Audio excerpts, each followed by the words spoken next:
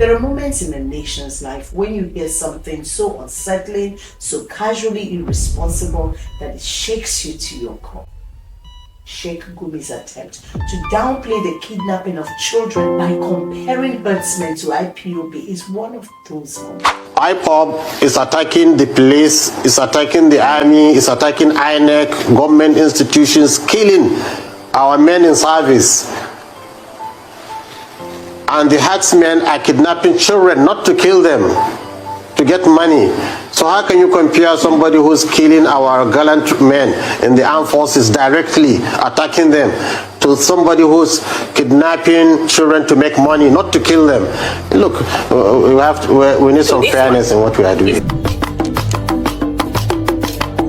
My people, let us talk truthfully, seriously. Let us be human, emotional, and fiercely honest with this conversation. Who exactly is Sheikh Gumi? This guy right here is the man you are supposed to be thanking whenever you see bandits and that are turning a new leaf. Whenever you see bandits that are saying, I don't want to do bad anymore, I want to be a better individual. After killing people, I want to change. This is the man you should clap for. There are moments in a nation's life when you hear something so unsettling, so casually irresponsible that it shakes you to your core. Sheikh Gumi's attempt to downplay the kidnapping of children by comparing herdsmen to IPOB is one of those moments. It is a kind of reasoning that makes ordinary people pause and ask, have we really lost our sense of it and wrong? Because let's be honest, there is nothing normal about kidnapping. Nothing normal about raping women and sacking communities.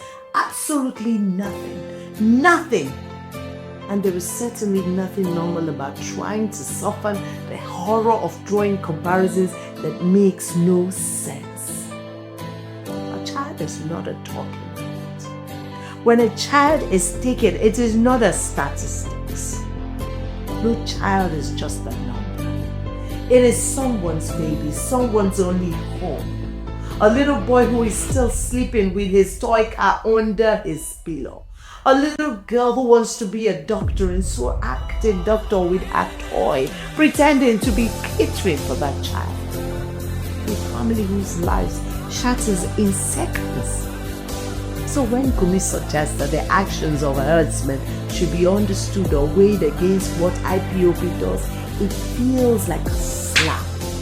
A slap to every parent who has cried themselves to sleep, wondering if their child is still alive. It is a cold, calculated distraction from the real issue.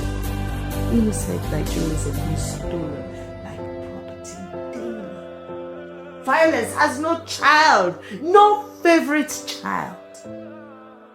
Nigeria has endured so much pain that some people almost speak about violence like weather reports.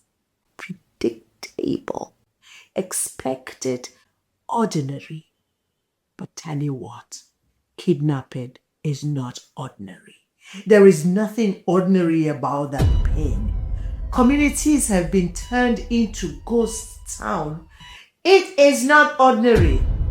Parents escorting their children to school with fear clinching tight against their own chest and truth. Entire villages have learned what it means to sleep in silence because even a dog barking at night could mean danger. That is not ordinary Sheikh Gumi. More than 3,600 families have had to search for missing loved ones. That cannot be ordinary. Imagine this, 3,600 households waiting, praying, wishing, hoping, and then expected to bargain with terrorists. Does this even make any sense? Why does he try to justify evil and wickedness with a comparison? Do we even justify that? How do we compare it away? Tell you what, we cannot, we will not, and we should not. Wrong is wrong. Let's stop pretending otherwise. Every crime must be called what it is. Every perpetrator must face justice. We do not fix Nigeria by bending the truth or twisting logic to defend those who harm us. When we start saying this group is not as bad as that group, we slowly chip away at the foundation of justice, and before long, the criminals begin to believe we understand them. No, we don't. They begin to think that we can tolerate them because we understand them, and so we will bear the pain, that we will make excuses for them, and we will endure it. That's how countries fall apart. Not only through violence, but through the stories we tell to justify them. And that's the role of Sheikh Gumi, telling ugly stories to justify the pain that we bear. Healing will not come through justifying pain. No, it will not come. Nigeria needs conversations. Yes, honest, real, truthful conversations. Conversations that are rooted in truth and justice, not this type that makes victims feel invisible.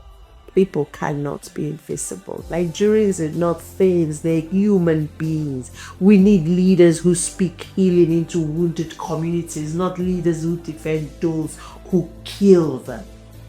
Those who bear guns that we have been told over and over and over how they got. We should at this time be talking about rebuilding trust.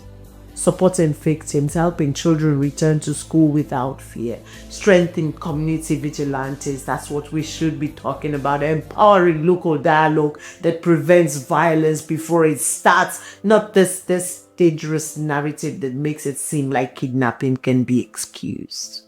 Let's build a Nigerian that refuses to forget its humanity. So here is my call, loud, simple, and urgent.